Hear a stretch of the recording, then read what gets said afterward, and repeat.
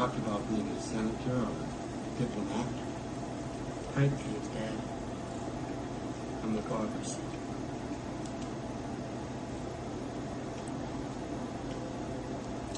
Yeah. When I say no, you say Shay! No! Shay! No! All right, so this is Audience Ambush. Let's hear for E.J. Cameron! Woo! Hi. Look, I don't want this to be awkward, so I'm just gonna do it. Shh. No. Let me do the talking. Let my words be the warm blanket that lulls you off to the warm bed that is dreamland. Shit. Fuck everything. Now you're thinking I'm crazy, so I'm gonna have to force myself on you, and you're not gonna like that. So that, which will turn me on even more. So I'll end up climbing, attacking you like a dog or meat. Am I gonna have to force myself on you, or are you gonna cooperate? Really? No.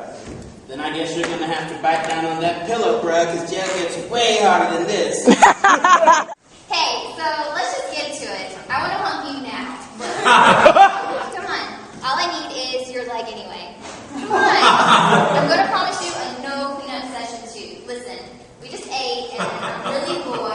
Let me say it again, a no cleanup session. Come on. And look, I don't want to bring that time up with the peanut butter, but, that time with the peanut butter. But seriously, let me hump your leg. Where are you going? Whoa, hey, whoa, you asshole. Whoa, hey, you forgot to feed me. Whoa, hello. Whoa, hey, you want some peanut butter? Children of No Shame, thy host, the mighty Jim, has spoken to me through this burning bush. I shall invite at least 10 people to No Shame each week. So 10 people will be here. I shall not flash tips that Bob died. Or we'll write a poem about them. Ladies and gentlemen, my sweet daughter. My name's E.J. Cameron, just to let you all know, just in case you don't know what my name is. I'm going to do a little bit of stand-up, so I hope you enjoy it. I want to tell you guys a little bit about myself. I'm a bit shy, surprisingly. It more so applies to women. I'm really shy with like girls that I like, but if I don't like you, I'm really cool with like hitting on you. So if I don't want to fuck you, I'll hit on you. But in all honesty, everything that I've learned about women has been from romance movies and porn. Just in case you're wondering on the spectrum where all this shit lies, here's romance movies. Here's motherfucking porn. Alright? In romance movies, you're taught to be romantic, and in porn, it's straight down to the fucking. So, I like but it gets to a point where, the girl's really digging the date, she might be tweeting about it, like, oh, have such a good time. She turns around and looks at me, and I'm like, oh, that's like beating my meat. And I'm like, yeah, bitch, you want this big old black dick right there, girl? And she usually leaves. But the one thing that's really easy, and the one type of person to get with that's easy, is an insecurity. How many people like insecure women? Insecure women are like fat chicks minus the fat. So, like I get it's true. So, you know the feeling when the girl's about to dump you, right? You catch that bitch right before she dumps you. She's like, I just want it. And I looked at her and said, your teeth. You have fucked up teeth. I'm not going to find anybody else. Nobody else is going to like it. I love you for that shit. I love my teeth. I got scratch marks on my dick. You're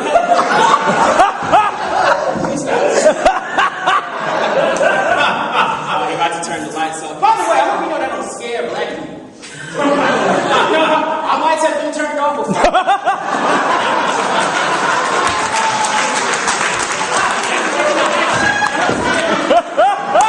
I'm out of candy on this bitch and say kumbaya with her. One word. Orgy. They said that it was safe, that it was going to be one of those safe orgies, and then there was this.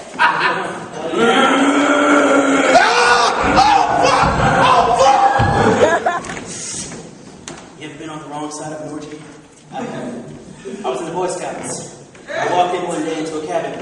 Everyone started fucking me left and right. I didn't know what to do. There were dicks everywhere. It's like a convention for guys and girls. My asshole was hurt. My hips were hurting.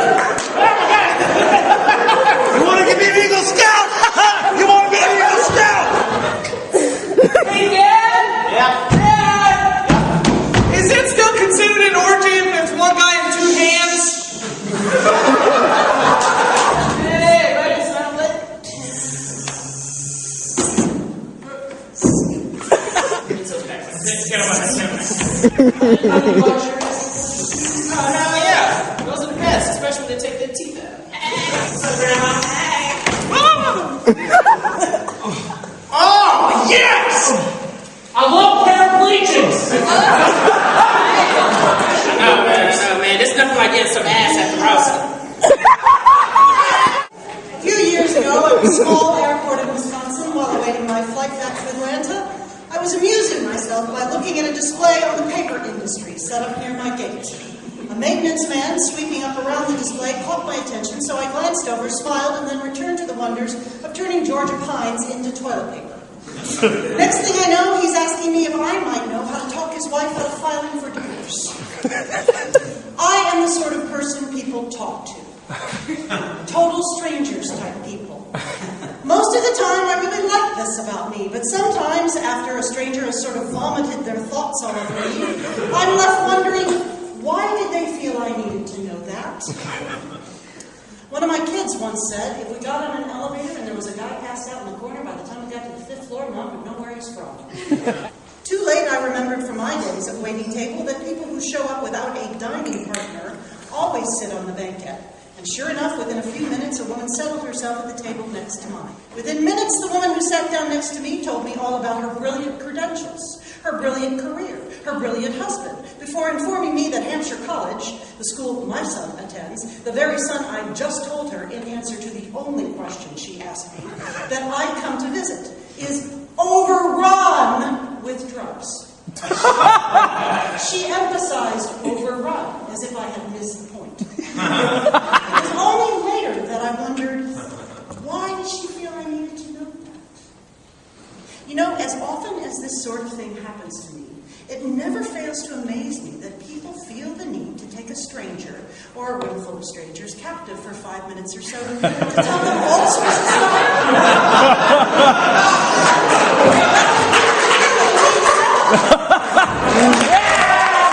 And Armadillo. This is called Foursquare. We have 4 different scenes going on, and we're going to attempt to intertwine them for you guys. So here we go. Oh, man, right, right?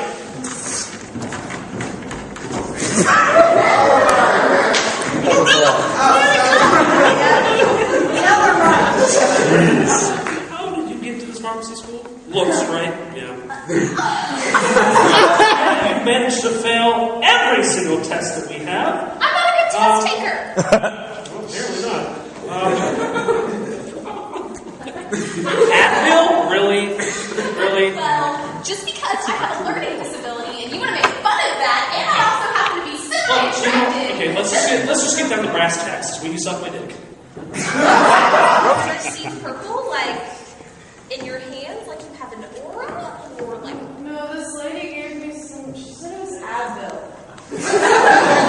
Final question in the exam. If an armadillo has a headache, what do you give him?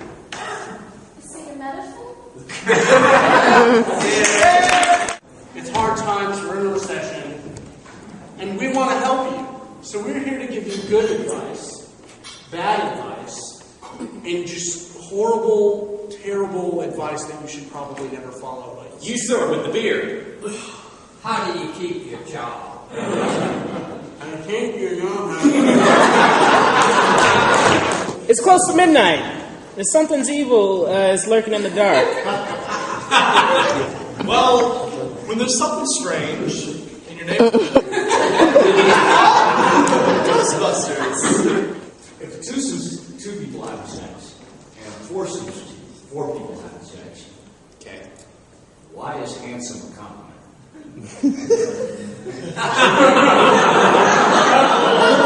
I just want you to peel back my skin and put me in your. Handcuff philosophy cutting off my circulation. Sick. World needs antibiotics and inoculation. Still a slave to low wage despite emancipation. And the fact that I'm poor and powerless is an easy correlation. Because money equals power, and poor equals starving. And everybody dies, but on some backs is a large target. And I'm occupying Wall Street with no investments in any market because milk is as high as gas is. Why am I so passive? Scared of death, so scared to death, of death, but fresh enough for open caskets. Overworked, so my body hella sore. Bank accounts low, Even worse is my credit score. Slave to this page, but a master of these metaphors. And my similes kiss deep, and the words bite hard like overbite teeth. Christmas flow, my presence deserves mistletoes and wreaths. I am the 99%, so I occupy all streets. I was talking to a friend of mine that is from Bronx, New York, actually, just a second ago. And I would like for him to come up here. His name is Craig. Could y'all please put your hands together? I go by Craig. Knowledge really is beautiful. K-R-I-B. The killer that you are, you relish in it. You admire your work as a pen admires his heart, which is ready for a gallery. You know the kind that illuminates all which has been done. No matter where you go, you bring death with your every breath, along with much sadness, at least to those which you have stolen the life from.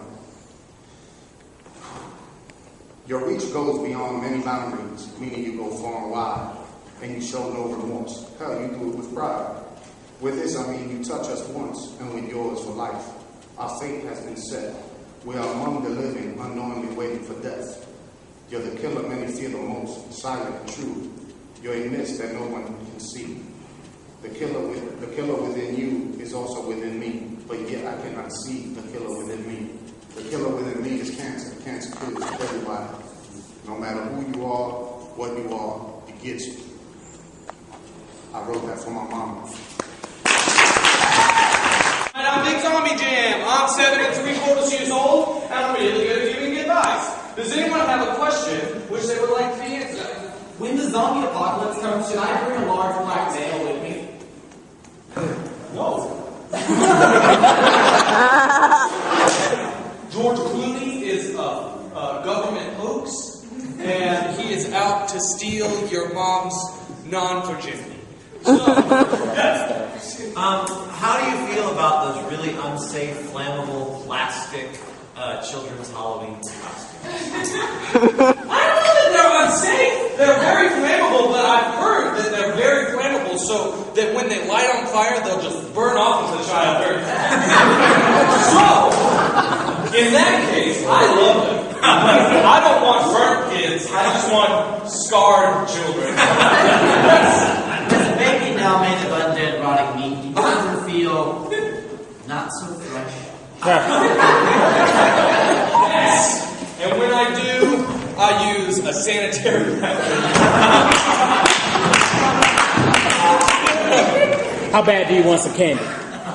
Really bad, sir. Do I have to do that special thing that pretends it's a hot dog and you don't bite on it, you just pretend it's a hot dog and suck on it? Yeah. It's an outrageous bar this time. Oh! It's fantastic. Oh, I get it now! You're trying to get me to do that thing that Daddy makes me do.